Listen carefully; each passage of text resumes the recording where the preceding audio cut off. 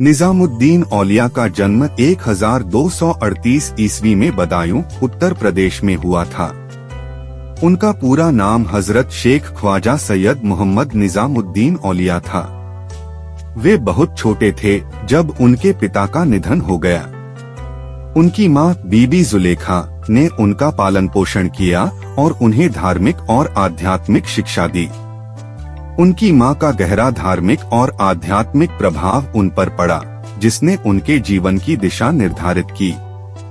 निजामुद्दीन ने अपनी प्रारंभिक शिक्षा अपने गांव में ही प्राप्त की। बाद में वे दिल्ली चले गए, जहां उन्होंने प्रसिद्ध सूफी संत शेख फरीदुद्दीन गंशकर के शिष्य बनने का निर्णय लिया। उन्होंने सूफी तत्व, इस्लामी कानून और धार्मिक शिक्षा में गहन अध्ययन किया। शेख फरीदुद्दीन ने उन्हें अपना उत्तराधिकारी घोषित किया और इस प्रकार वे सूफी चिश्ती सिलसिले के प्रमुख संत बन गए। दिल्ली में निजामुद्दीन औलिया ने अपना अधिकांश जीवन बिताया। यहाँ उन्होंने सूफी शिक्षा का प्रसार किया और अनेक शिष्यों को दीक्षित किया। उनकी शिक्षा और उपदेशों का प्रभाव इतना व्यापक था कि लोग दूर दूर से उनकी शिक्षाओं को सुनने और उनका आशीर्वाद प्राप्त करने आते थे। वे गरीबों, अनाथों और जरूरतमंदों के प्रति अत्यंत दयालु और सहानुभूतिशील थे। निजामुद्दीन औलिया की शिक्षाएं प्रेम, समर्पण और सेवा पर आधारित थीं। उन्होंने लोगों को एक दूसरे के प्रति प्रेम और करुणा दिखाने की शिक्षा दी। उनके उपदेशों में आत्मा की पवित्रता, ईश्वर के प्रति समर्पण और मानवता की सेवा का संदेश था। वे मानते थे कि सच्चा भक्त वही है जो दूसरों की सेवा और मदद करने में अपने जीवन का अर्थ पाता है। प्रमुख उपदेश: प्रेम और करुणा। निजामुद्दीन औलिया ने प्रेम और करुणा के महत्व पर जोर दिया। वे मानते थे कि प्रेम ही वह माध्यम है जिससे हम ईश्वर के निकट पहुंच सकते हैं। सेवा। उन्होंने मानवता की सेवा को सर्वोच्च धार्मिक कर्तव्य माना।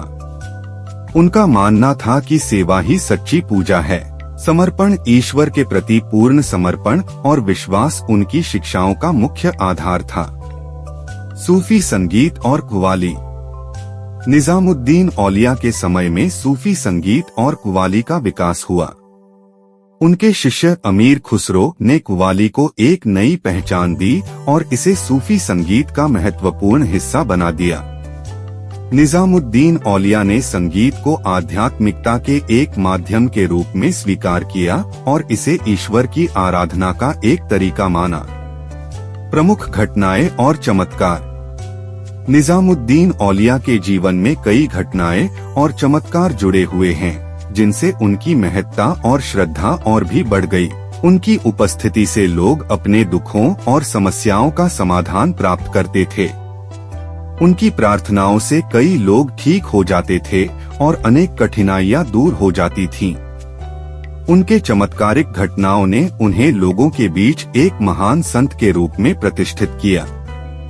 गयासुद्दीन तुगलक से संघर्ष। गयासुद्दीन तुगलक दिल्ली के सुल्तान और निजामुद्दीन औलिया के बीच कुछ समय के लिए तनावपूर्ण संबंध रहे। गयासुद्दीन ने निजामुद्दीन औलिया की लोकप्रियता और प्रभाव को कम करने की कोशिश की, लेकिन अंततः वे असफल रहे। तुगलकाबाद की घटना। कहा जाता है कि जब गयासुद्दीन ने तुगलकाबाद किले का निर्माण किया तो निजामुद्दीन औलिया ने भविष्यवाणी की थी कि किला कभी पूरा नहीं होगा। उनकी यह भविष्यवाणी सच साबित हुई और किला अधूरा ही रह गया। निजामुद्दीन औलिया का निधन 1325 ईस्वी में दिल्ली में हुआ। उनकी मजार समाधि दिल्ली के निजामुद्दीन क्षेत्र में स्थित है, जो आज भी श्रद्धालुओं के लिए एक महत्वपूर्ण धार्मिक स्थल है। उनकी समाधि पर हर साल लाखों श्रद्धालु आते हैं और उनकी शिक्षाओं को याद करते हैं। निजामुद्दीन औलिया की शिक्षाएं और उनके जीवन का प्रभाव आज भी हमारे समाज में देखा जा सकता है। उनकी शिक्षाएं प्रेम, करुणा और सेवा के महत्व को दर्शाती हैं। वे एक महान सूफी संत थे जिन्होंने अपनी शिक्षाओं से लाखों लोगों के जीवन को छुआ।